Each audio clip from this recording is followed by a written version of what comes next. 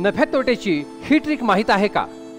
एका वस्तूच्या छापील किमतीवर 20% सूट देऊनही 20% नफा होतो। जर त्या वस्तूची खरेदी किंमत 800 रुपये असेल तर छापील किंमत किती?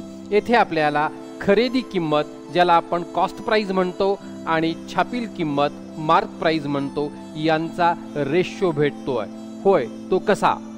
20% सूट 100 वजा 20, बेस किंमत 100 घ्यायची, 100 वजा 20 80, 20% नफा, बेस किंमत 100, 100 अधिक 20 120।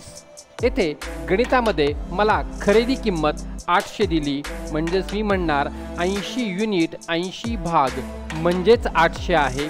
याचा अर्थ एका भागाची किंमत 10 आहे। 80 गुणिले 10 800। त्याचप्रमाणे छापील किंमत 120 गुणिले 10 बरोबर 1200 होय। थँक्यू।